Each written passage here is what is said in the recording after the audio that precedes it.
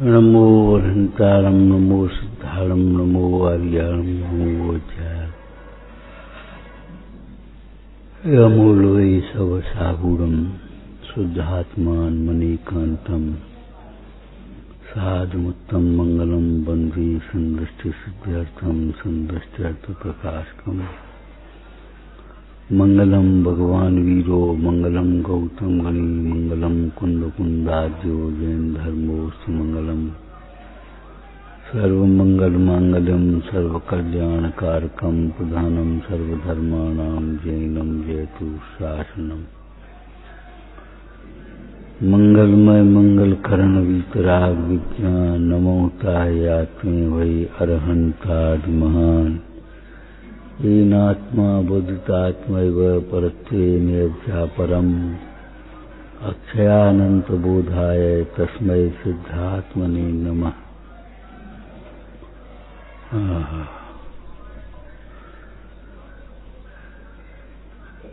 सिद्ध पद की प्राप्ति के लिए सिद्ध भगवान को नमस्कार कर दे।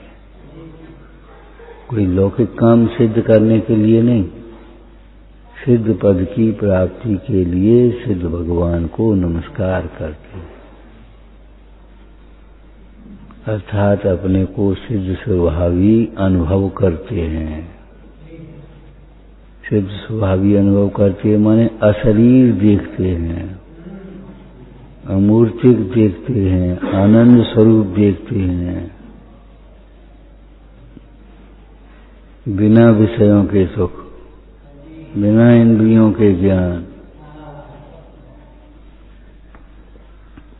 अपुण्यम व्रतय पुण्यम व्रतय मोक्षो मोक्षस्तयो व्यय अव्रतानि मोक्षार्थी व्रतान्यपि प्रतच्चरेत्।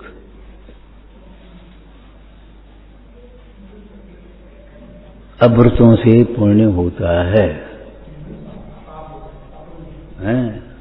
हाँ, अव्रतों से,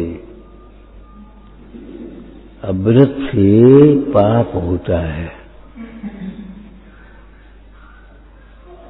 अव्रत से पाप होता है तो कल क्या कहा था? तो मिथ्यात से तो होता ही है। मिथ्यात और अव्रत से पाप होता है। पाप होता है माने पाप का बंध होता है।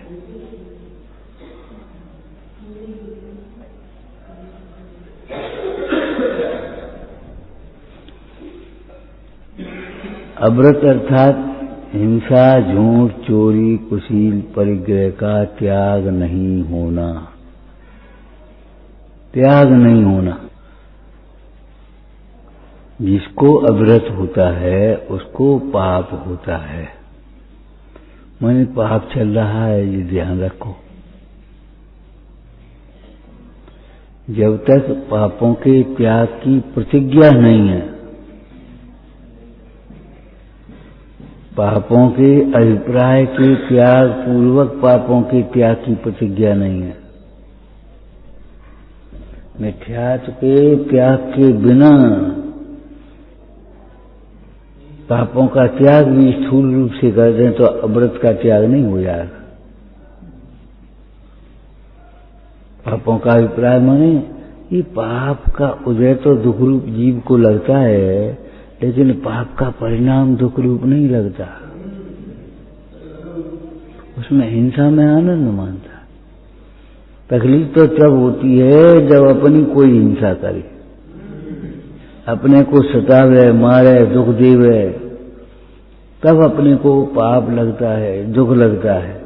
और अगर अपन किसी को सतावे, मारे, दुखी करें, अपमान करें, अनादर करें तो थोड़ी लगता पाप। उसमें तो बहादुरी लगती है। देखो फिर हमने कैसी सुनाई, देखो हमने कैसी मारा, फिर मारा हमने।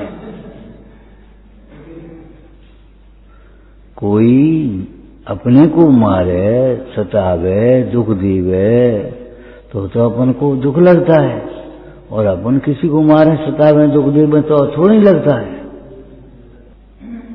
इसलिए ये बात समझना भी बहुत जरूरी है। सब नहीं समझते, पाप को ये सब समझते हैं। नहीं, पाप के उदय को पाप के उदय से आने वाली प्रतिकूलताओं को दुख रूप समझते हैं, दूर करना चाहते हैं। और सो भी कितनी बेईमानी है पाप को छोड़े बिना। पाप के उदय से होने वाली प्रतिकूलताओं को पाप से छोड़े बिना ही हम दूर करना चाहते हैं। ये दशा ऐसी है जैसे कोई कुपथ को छोड़े बिना निरोग होना चाहे।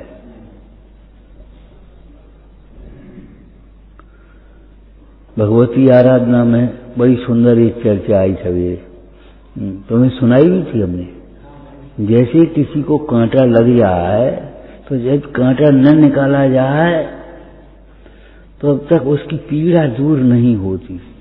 कांटा निकालने के बाद भी थोड़ी पीड़ा रह जाए वो अलग बात है, लेकिन कांटे जब तक लगा रहता है तब तक तो उसको पीड़ा रहती ही है।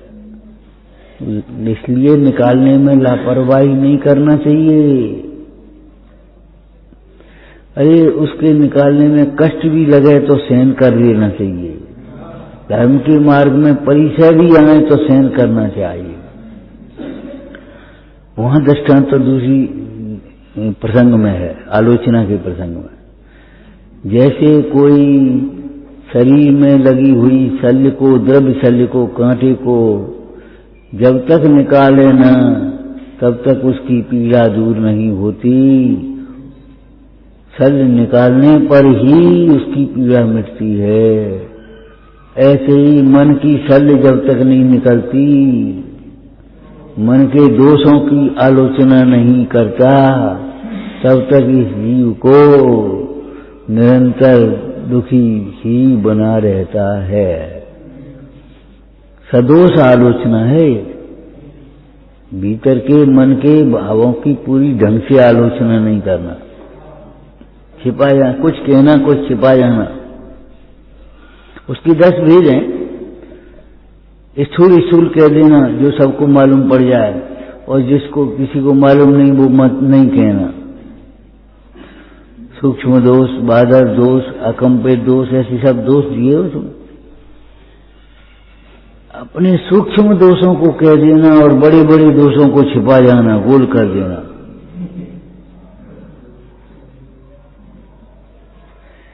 जब तक अपना दोष शल्य निकाली न जाए तब तक पीड़ा नहीं मिटती। उसी प्रकार से जब तक अपना दोष दूर न हो, आलोचना न हो, निंदा गर्हा न हो, त्याग न हो, तब तक इस जीव को निरंतर दुख बना रहता है।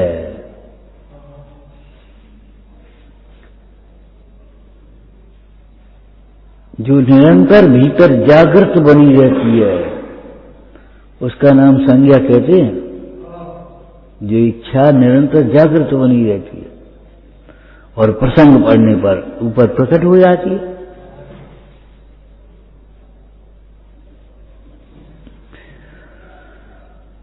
तो पाप को हे सब नहीं जानते। पाप को हे कौन जानता है? जो आत्मा उपाधि है, आत्मिक सुख उपाधि है, ऐसा, और आत्मिक सुख का कारण वितराग भाव उपाधि है, ऐसा जो जानते हैं उन्हीं का पाप को हे जानना सम्यक है।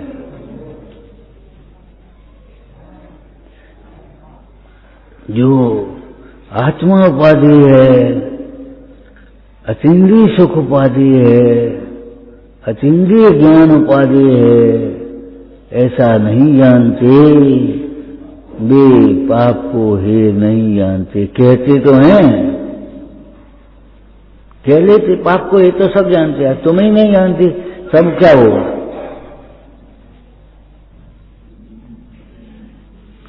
इच्छाओं की पूर्ति में लगे रहना ये पाप है।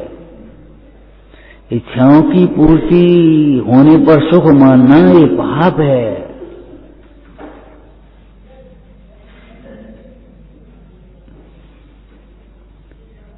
इच्छाओं की पूर्ति में सुख मानना पाप है।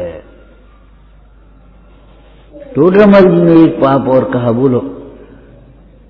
प्रमाद से सुख माने वह पाप है, परे हैं पया। अब को करे, कौन उठे?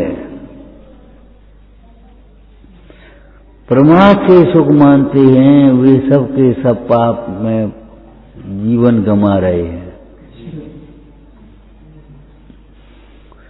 और इस सूत्र को ध्यान में रख कर के स्वाध्याय करना, ऐसा दोष अपने में हो तो दूर कर देना।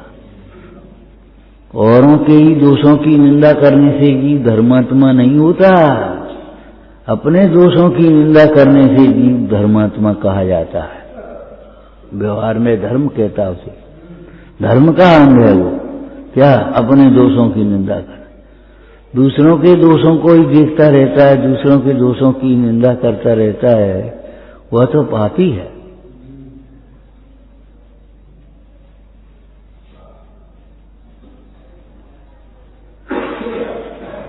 तो अव्रत अपुण्यम, अव्रतों से अपुण्य होता है, अर्थात पाप होता है। और व्रतों से पुण्य होता है। पुण्यम व्रतय।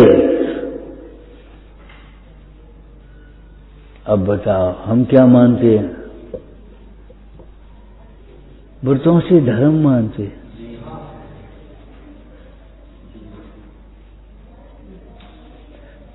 तो धर्म है कि पुण्य है, समझना पड़ेगा। उन व्रतों के पालन करने के समय में जितना वितराग भाव है वह पुण्य है, धर्म है, और जितना सराग भाव है वह पुण्य है।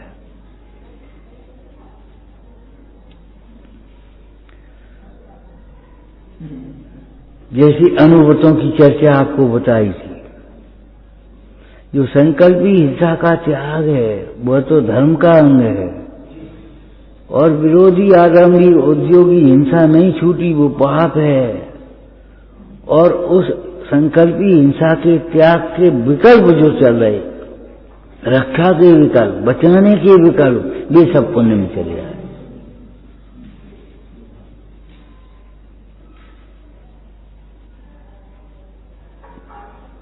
व्रतय पुण्यम,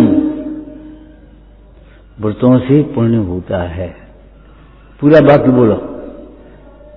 हिंसा, झूठ, चोरी, कुशील, परिग्रह के त्याग की प्रतिज्ञा लेने से फिर पुण्य होता है। कितना? जितना उसका व्यवहार है, जितना सराग अंश है। सराग चारित्र और वितराग चारित्र कहा गया, तो जितना सराग अंश है वह पुण्य है। क्या कह रहे हैं? पुण्य भी व्रतों से होता है, 5 पापों के त्याग से विरक्त होने पर होता है। पुण्य भी अहिंसा पालने से, सत्य बोलने से, चोरी का त्याग करने से, कुशील का त्याग, ब्रह्मचर्य का पालन करने से, परिग्रह का प्रमाण करने से पुण्य होता है। फिर परिग्रह के त्याग का जो विकल्प है उसे ही पुण्य होता है।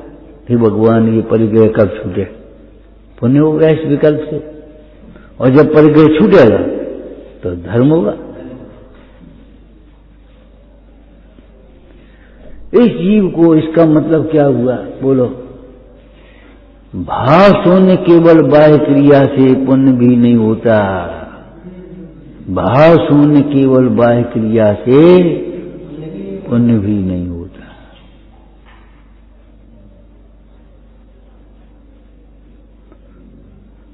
अंतरंग में पापों से विरक्तता होकर व्रतों के पालन करने का जो भाव है वह पुण्य भाव है। व्रतय पुण्यम।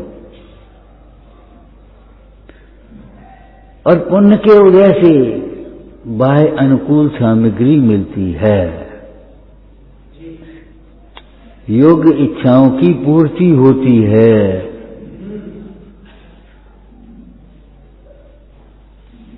अयोग्य इच्छाओं का तो धर्म मार्ग में अभाव, लेकिन योग्य इच्छाओं की पूर्ति भी पुण्य के प्रमाण होती है।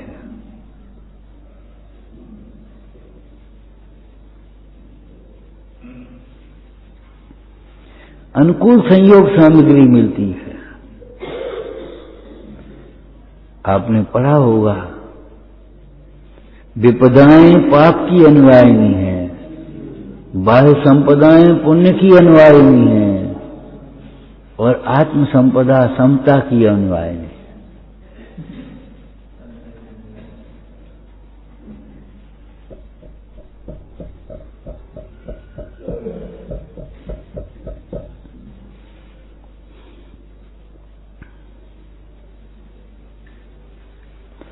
अब आपको जो चाहिए सो देखो भाई।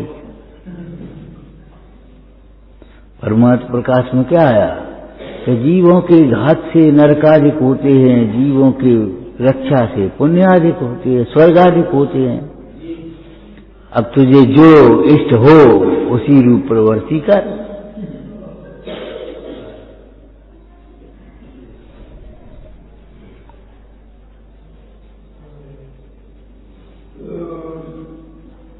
समझना पड़ेगा। पुण्य तो पुण्य पुण्य पुण्य, अरे केवल भाव शून्य बाह्य क्रियाओं से पुण्य नहीं होगा। क्रियाओं के साथ में जो भीतर में प्रशस्त भाव है, प्रशस्त राग है, वह पुण्य बंध का कारण बनता है। प्रशस्त राग माने क्या बताया था पहले, क्या बताया था? वीतरागता की भावना, वीतरागता का बहुमान, वीतरागता का चिंतवन, वीतरागता का उपाय का चिंतवन, ये सब पुण्य बंध का कारण है।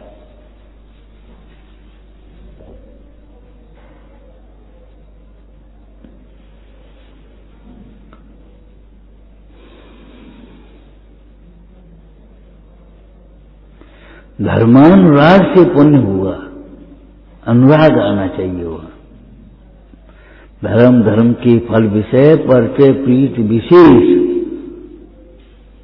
और जगह जितना हर्ष होता है, जितनी प्रीति होती है, अनुराग होता है, उससे अनंत गुना उत्साह धर्म कार्यों में, धर्म साधनों में आना चाहिए।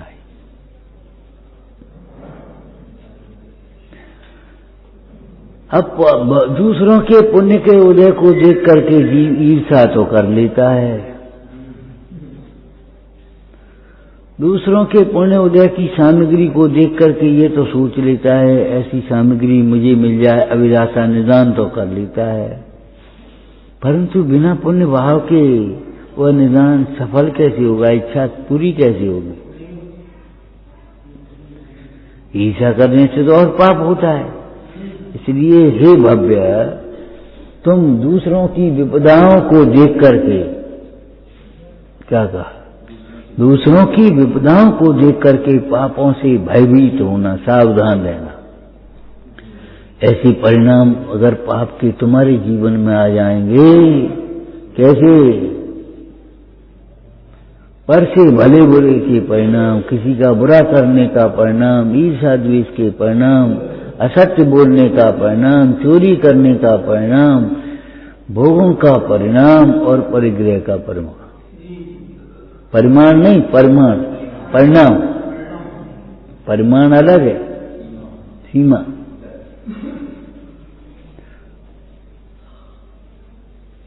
उसको देख करके तुम दूसरों के पुण्य को जैसी सामग्री देकर ईर्ष्या करते हो।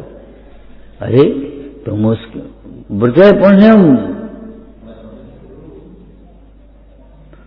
वो सामग्री पुण्य से मिलती है, अर्थात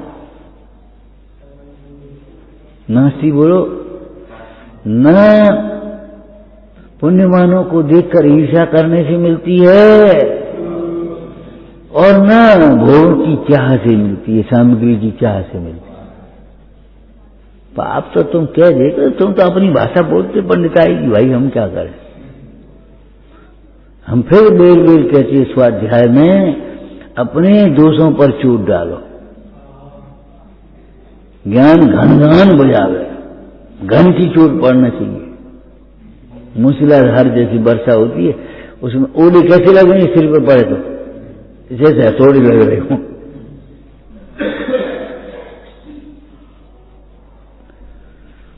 वज्र प्रहार, जिन वचनों के वज्र जिन वचनों का वज्र प्रहार करो अपने दोषों पर, मोह पर।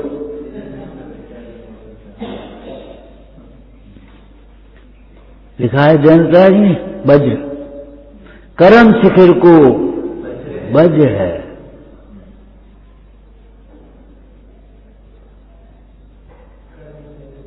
कर्म शैल को वज्र बखाना,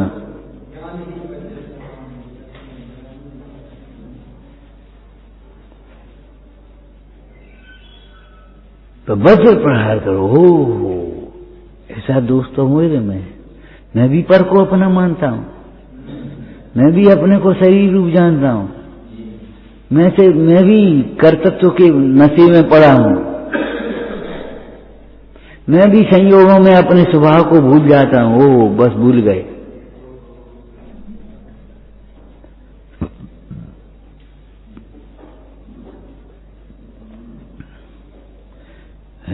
इस संयोगों में बैठा हुआ व्यक्ति कौन अनुभव करता है 24 घंटे में मैं अकेला हूं? बताओ। संयोगों में परिवार से छूट करके आ गए, साधर्मियों में बैठ गए, लेकिन दिन भर ये कहां विचार किया मैं अकेला हूं? कहां विचार किया बोलो? संग में आदत पड़ गई, अच्छा लगने लगा, यही अपने लगने लगे। जैसे घर गृहस्थी में वो भाई बहन अपने लगते हैं, ऐसे यहां अपने, ये सब अपने अपने लगे साधन। परमात्मा प्रकाश में लिखा, शिष्य शिष्याएं, ज्ञानी को उनसे लज्जा लगती है, ज्ञानी को उनकी लज्जा लगती हो। कोई कहे तुम्हारे दूसरे शिष्य हैं तो लज्जा लगेगी, और अज्ञानी को उससे अपना विभव लगता है। अज्ञानी को उनसे अपना विभव लगता है, ज्ञानी को उनमें लज्जा है, उसे अपना प्रभाव मानता है, वैभव मानता है, बड़ापन मानता है। देखो बार बार हम कह चुके वीर वीर के, भैया चाहे किसी का गुरु बनना भी नहीं और चाहे किसी को गुरु बनाना भी नहीं। ये कल में कहा था, ध्यान रखना आत्मा का गुरु आत्मा ही होता है। पूज्यपाद स्वामी ने क्या लिखा, आत्मा का गुरु आत्मा ही होता है, इसलिए पर का गुरु बनना भी नहीं और पर को गुरु बनाना भी नहीं, सर्वथा। व्यवहार अलग है, और व्यवहार भी वैसा ही नहीं होगा। आत्मज्ञानी को ही गुरु कहेंगे, आत्मज्ञान से शून्य को गुरु कब बनाओगे तो क्या होगा? आत्मज्ञानी को गुरु कहेंगे।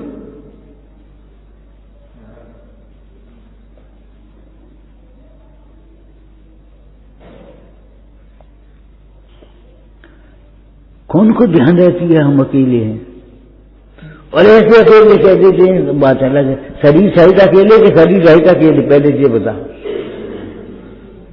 भैया, सोचो समझो विचार करो।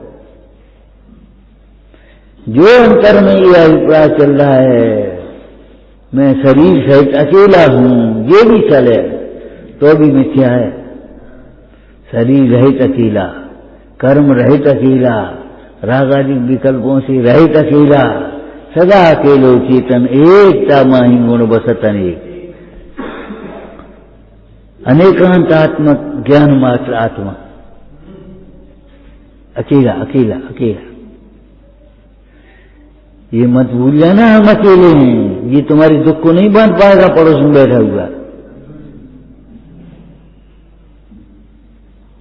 इसके लक्ष्य से राग करके जो पाप बांधोगे ना, वो उस पाप के उदय को भी नहीं बांधेगा। सुधारा हो नसीबी, सब स्वार्थ के हैं बीवी। गृह त्याग का मतलब कहीं घर नहीं मानना, ये नहीं है घर छोड़ दिया और इसको कुटिया को अपना मान ले। नियम सारी में आया स्वाध्याय में, हे भाई तू बाहर का महल छोड़ करके जंगल में इस कुटिया को अपना माने, तो तुझे क्या हो गया? समुद्र स्थिर करके खुर में डूबने, गोखुर में डूबने जैसी बात है कि समुद्र तो तिर करके निकल आया और गाय की खुर से जो गड्ढा था उसमें पानी भरा था, उसमें डूब गया। जिसको अपन लौकिक में कह दिए चुल्लू भर पानी में तो डूब मारा। चुल्लू भर पानी में कैसे डूबा?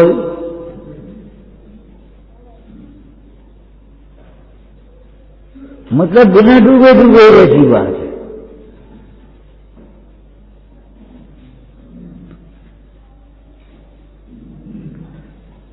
कर्मों को नित्य बुलाया है और दुख का जाल बिछाया है।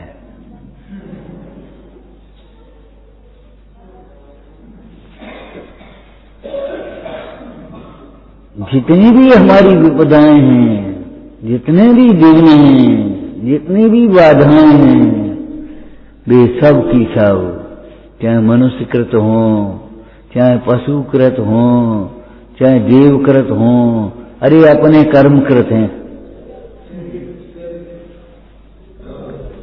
क्या कहा? मनुष्यकृत बाधा, दूसरा आदमी बाधा कर रहा हो तो भी अपने कर्मकृत है। कोई पशु बाधा करे तो धक्का दे बिगड़ा तो भी कर्मकृत है। और शरीर है, देवकृत बाधा हो तो भी कर्मकृत है। पाप के उदय के बिना कोई देव भी प्रतिकूलताएं नहीं दे पाते, पुण्य के उदय के बिना कोई देव भी अनुकूलताएं नहीं दे सकते, और ज्ञान के उदय के बिना कोई सुखी नहीं कर सकता। ज्ञान के उदय के बिना कोई दूसरा सुखी कर दे। भगवती आराधना में लिखा, कोई दूसरा आलोचना करे और हम निर्दोष हो जाएं, ये तो ऐसी बात है जैसे कोई दूसरा औषधि पिए और हम निरोग हो जाए।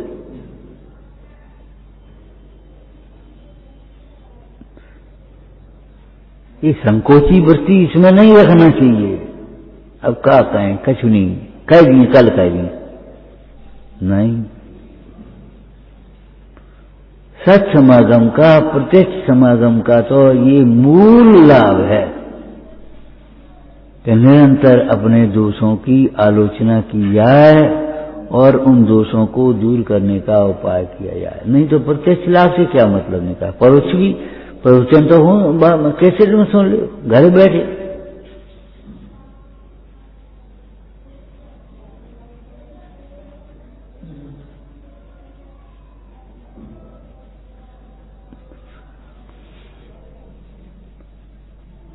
अव्रते अपुण्यम पापम, मतलब जितनी भी विपदाएं हैं वे सब अव्रतों की हैं।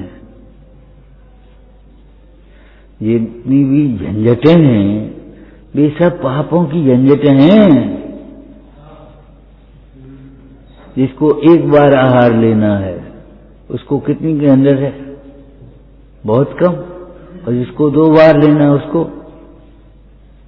इसको बार लेना है, उसको दिन रात खाना है, उसको देखो जाकर के कितनी झंझटें हैं।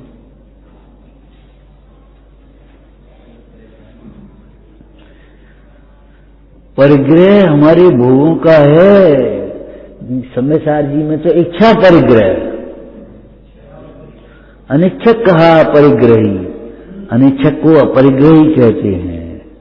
इच्छा ही परिग्रह है। इच्छा को बाहु परिग्रह कहेंगे। तब इच्छा की पूर्ति के लिए जो सामग्री जुटाते हैं, संग्रह करते रहते हैं, उसको दृढ़ परिग्रह कहते हैं। इच्छा को भाव परिग्रह कहते हैं। तो हम ये कह रहे हैं कि भैया जो हमारी विघ्न बाधाएं, आपदा विपदाएं हैं, उनके लिए किसी दूसरे को दोष मत देना।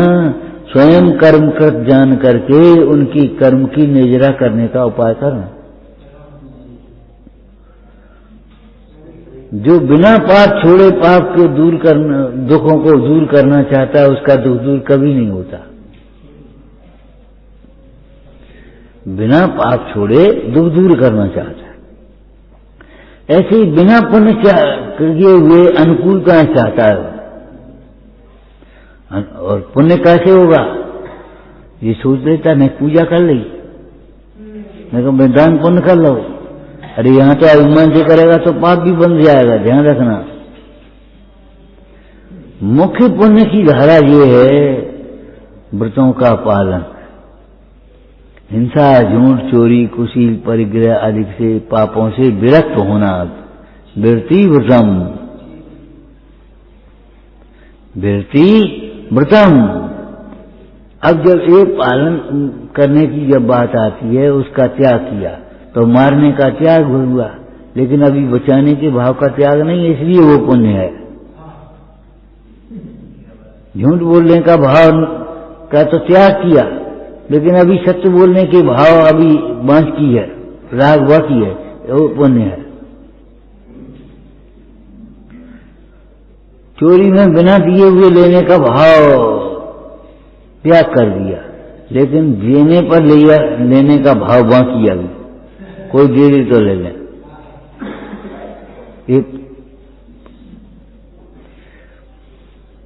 तो लेने का भाव तो बाकी है अभी। पर स्त्री का त्याग है, अभी स्व स्त्री का त्याग नहीं है। अन्याय के भोगों का त्याग है, न्याय के भोगों का त्याग नहीं है। तो न्याय के भोगों का त्याग नहीं, वो का पुण्य हो जाएगा कि धर्म हो जाएगा? वो तो पाप रहेगा ना। अन्याय के भोगों का त्याग किया, उसका विकल्प पुण्य है और त्याग धर्म है। लेकिन न्याय के भोगों का त्याग नहीं हो पाया, वो अपना पाप है। अभी वीरता विरत गुणस्थान का, इसीलिए संयमा संयम गुणस्थान का, पंचम गुणस्थान को। कुछ संयम है और कुछ असंयम भी है।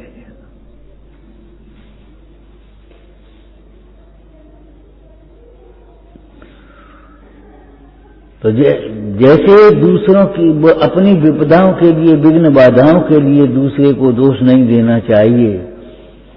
एक बात तो ये कहा, दूसरी क्या कहा? अभी कहा नहीं है, बोल पूछ रहे हैं ना। दूसरा क्या कहें? अरे अपनी विघ्न बाधाओं को दूर करने के लिए, अपनी विपदाओं को दूर करने के लिए मात्र दूसरों को ही राजी मत करते रहो। दूसरों को राजी करते रहता, खुश करता रहता है। अपनी विघ्न बाधाओं के नाश के लिए पाप का त्याग करो।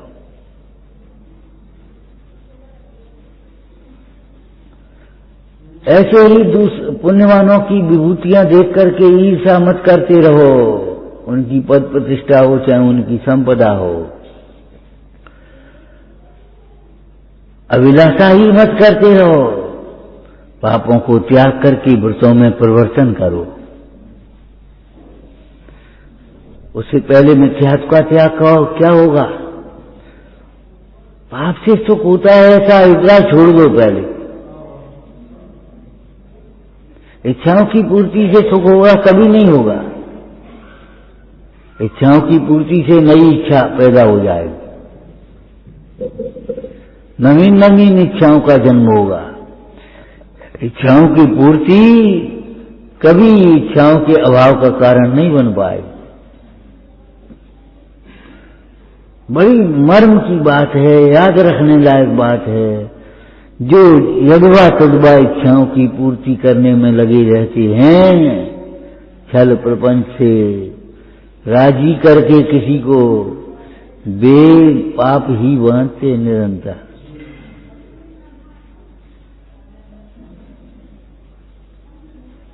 विचार तो करो कम से कम, अरे इन इच्छाओं का अभाव हो तो उसमें सुखी हूं, इन विषयों का त्याग हो तो मैं सुखी रहूं।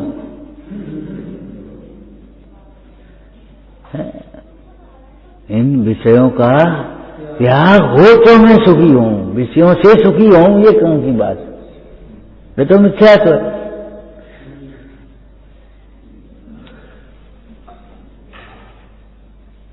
वो बज्रबाज क्या विचार रहा है? इन भोगों का त्याग हो, ऐसी दशा हो तो मेरा जीवन सफल हो।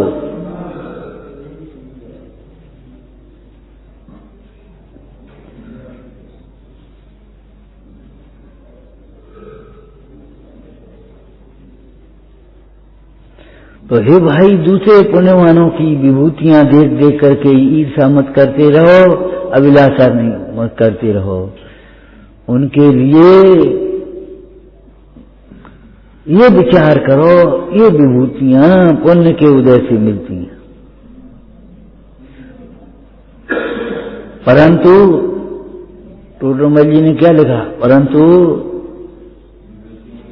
इन विभूतियों से कुछ हित नहीं होता। भोग सामग्री भी पुण्य के उदय से स्वयं होती है, लेकिन भोग सामग्री मिलने से जीव का कोई हित नहीं होता। विचार करो, अरे भूसा ज्यादा भी हो जाए तो किसान क्या खाएगा? पशु खाएंगे। भूसा ज्यादा भी हो जाए, हमें अनुकूलताएं बाहर में खूब मिल जाए, लेकिन तत्व ज्ञान नहीं है तो तत्व ज्ञान के बिना, संस्कारों के बिना सुविधाएं पतन का कारण बनती है। तुम्हें समय मिलेगा, 1 घंटे आराम करोगे, प्रमाद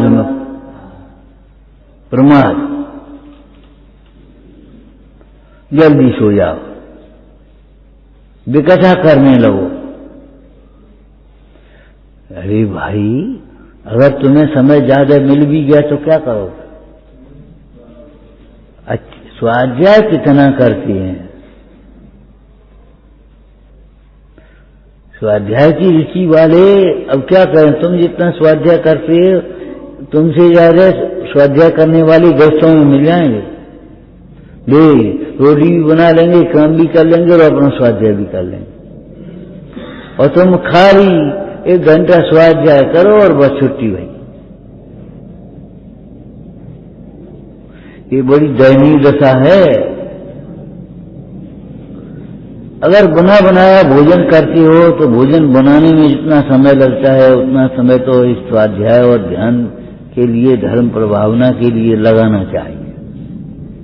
ये ईमानदारी की बात है।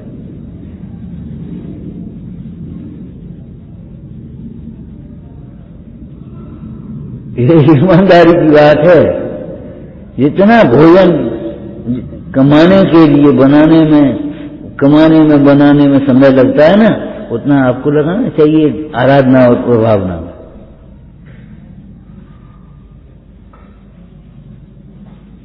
खाली पैसा से काम नहीं चलेगा। पैसा तो अभिमान उत्पन्न करता है और प्रमाद उत्पन्न करेगा।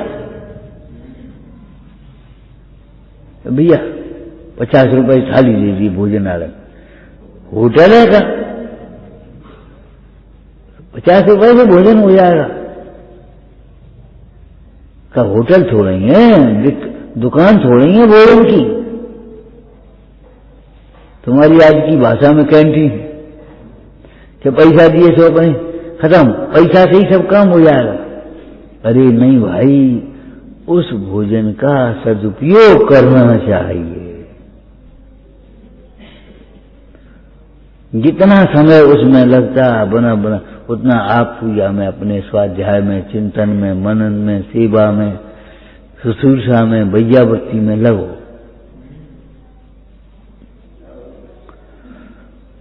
तो दूसरों के पुण्य के उदय को देख करके केवल ईर्ष्या कर और अभिलाषा करने से काम नहीं चलेगा। तो ये थोड़ी मिल जाएगा।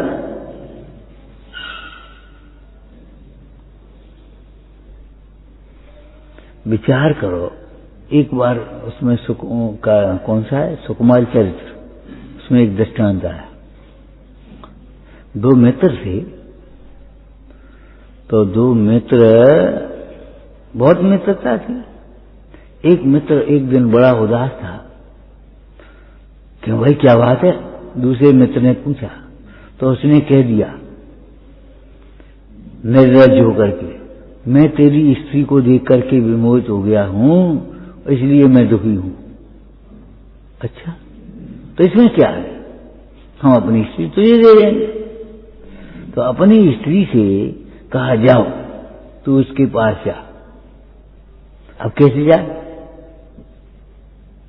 शील को छोड़ करके वो स्त्री कैसे जाए? वो चक्र चक्रवर्ती धक्का दे रहा, जा बावली के पास जा।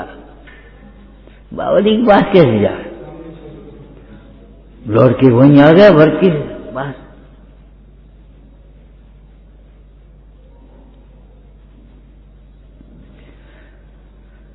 ये इतनी सुंदर व्यवस्था है।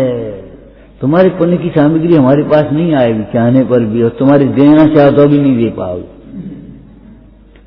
पुण्य के उदय की में दंड का निमित्त नहीं बनता, और पाप के उदय में सहाय का निमित्त बनता। ये संपदाएं कर्म के उदय में स्वयं मिलती हैं, और उस प्रकार के कर्म का उदय न हो, उस प्रकार के तो मांगने पर और चाहने पर भी नहीं मिलती। परंतु मुख्य बात क्या है, इस सामग्री के मिलने से जीव का कुछ हित नहीं होता। ये बात समझनी पड़ेगी। आज तो लड्डू मिल जाए, और लड्डू मिल गए पुण्य का हो जाएगा, लेकिन उस लड्डू मिलने से हित नहीं होगा, बल्कि तृष्णा और बढ़ जाएगी। आज तो ऐसा हो जाए और वैसा हो गया, तो दूसरे दिन और तृष्णा बढ़ेगी, हित नहीं होता। ये बड़ी मर्म की बात टूटरमल जी ने लिखी है। परंतु स्वयं सामग्री मिलती है पुण्य के उदय से, जिन शासन के भक्ता देवादिक भी उसको सहायक हो जाते हैं उदय प्रमाण। लेकिन इस प्रकार की सामग्री से जीव का कुछ भी भला नहीं है। क्यों? बाह्य सामग्री सुख दुख का मूल कारण नहीं है। उस सामग्री में ये जीव सुख मानता कौन है? अज्ञानी। और ज्ञानी उस सामग्री में सुख देखता ही नहीं है, इसलिए उस सामग्री से कोई सुख दुख नहीं होते, कल्पना कर लेता है ये जीव जबरन।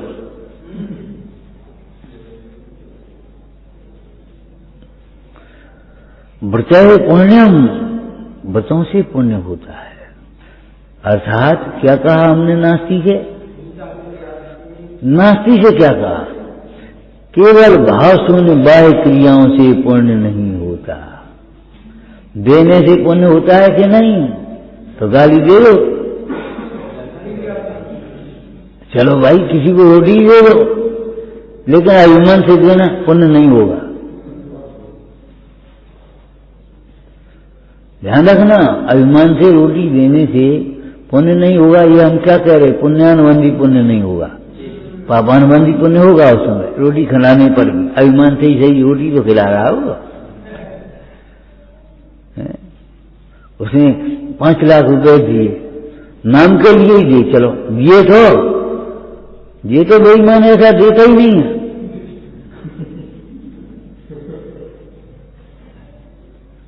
और निंदा और करता है, क्या नाम बढ़ाई के दे रहे तो क्या फर्क पड़ता? तुम पे क्या हो, तुम बिना नाम बढ़ाई के दे दो।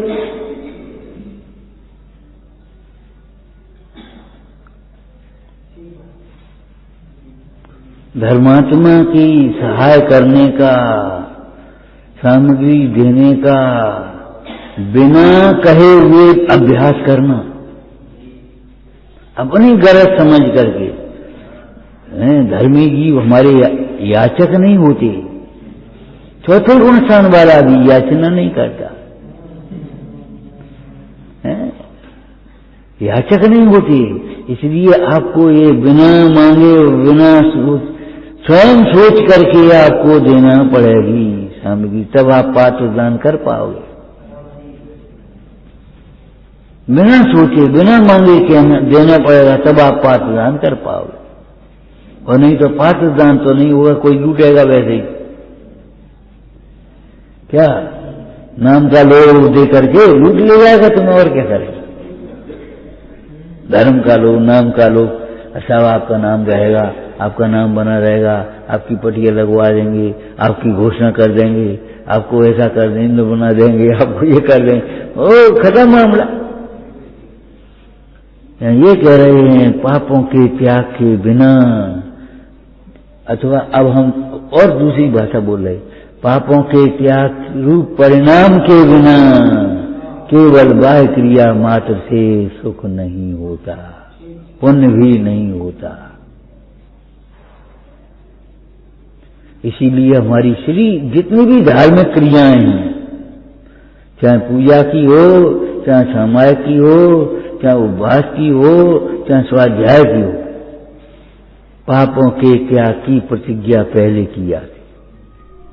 जितनी देर हम स्वाध्याय कर रहे हैं उतनी देर हमारे समस्त पापों का त्याग, जितनी देर सामायिक कर रहे हैं उतनी देर हमारे पापों का त्याग। प्रतिज्ञा का छोटी छोटी प्रतिज्ञा तो कर सकते हैं। कल कहा था या आज कहा था, भैया सर्वसंग निवृत्ति का अवसर नहीं मिला तो आंशिक निवृत्ति तो सोचो कम से कम, उतनी देर के लिए त्याग करो।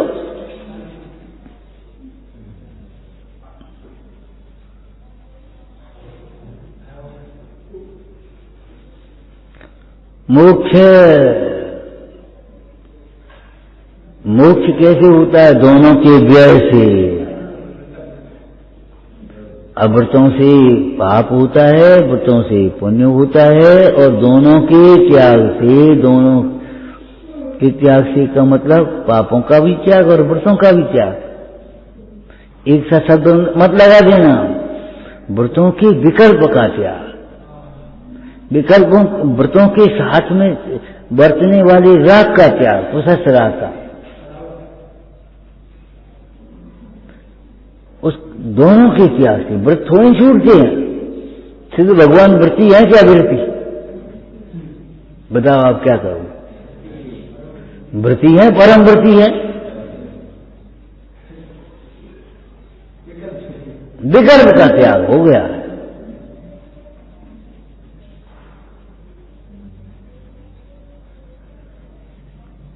अब आपको आलू खाने का भी विकल्प नहीं है, आलू छोड़ने के भी विकल्प नहीं करते, खाते नहीं, आलू का त्याग।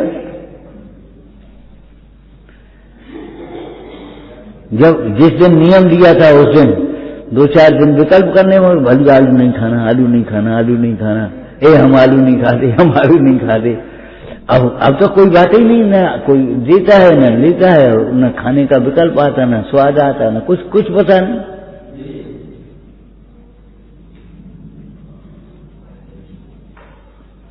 इसलिए दोनों के त्याग से का मतलब पापों के त्याग से और पापों के विकल्प दोनों, और यहाँ व्रतों के विकल्प के त्याग से, व्रतों के त्याग से नहीं।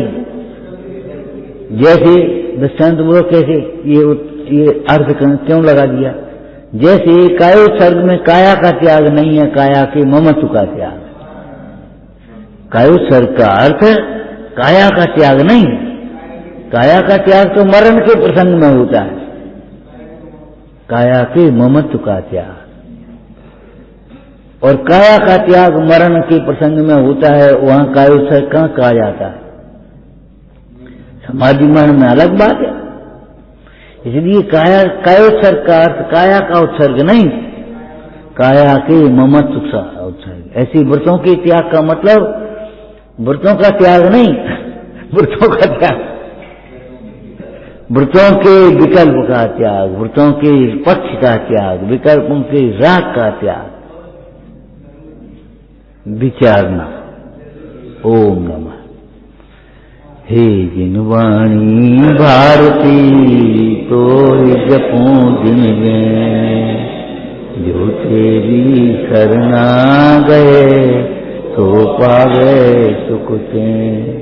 या वाणी के ज्ञान से तुझे लो कालो, तो वाणी में सके नम सदा देत हूँ।